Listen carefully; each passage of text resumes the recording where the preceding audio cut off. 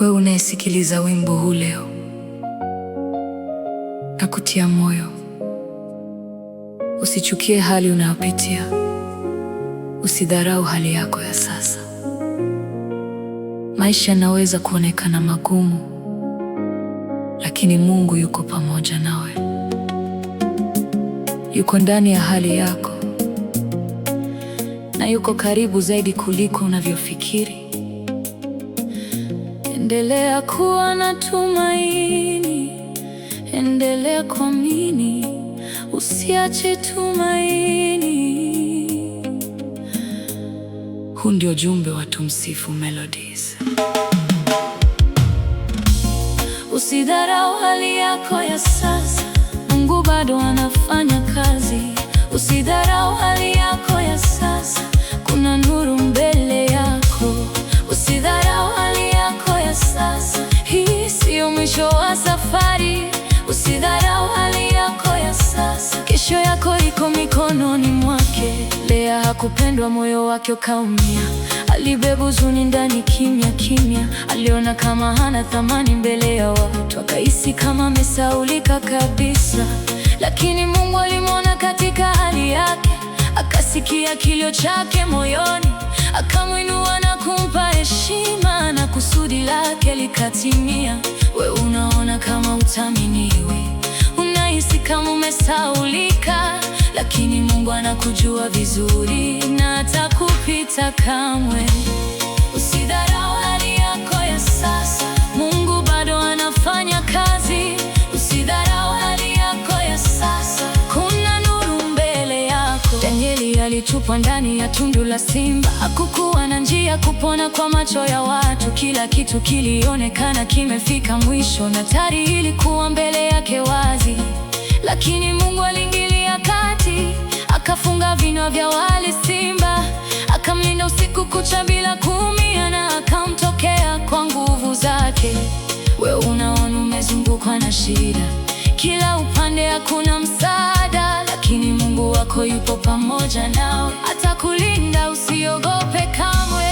Usidharau hali yako ya sasa, hakuna lisilowezekana kwake. Usidharau hali yako ya sasa, subiri uone mkono wake.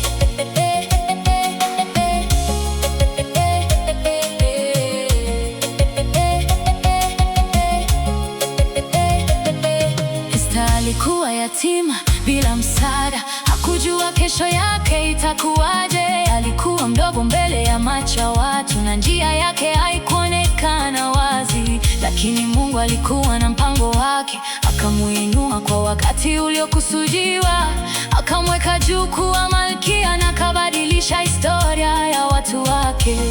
We unaona uko chini leo, hujui utafikaje mbele, lakini Mungu ana kusudi na maisha yako, atakuinua kwa wakati wake.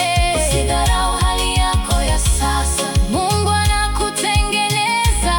Usidharau hali yako ya sasa, kesho yako ni njema.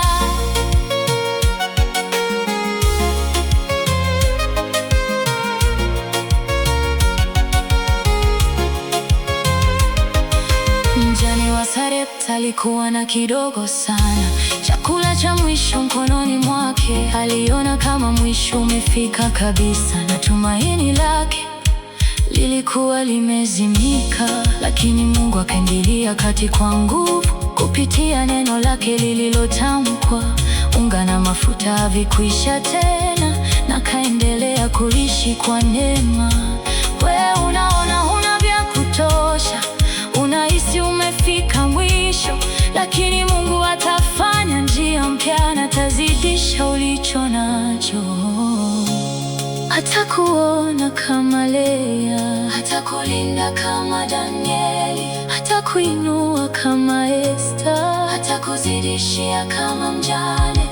Usikate tamaa, Mungu hajamaliza.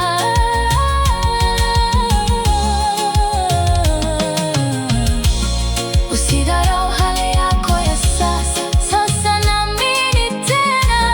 Usidharau hali yako ya sasa,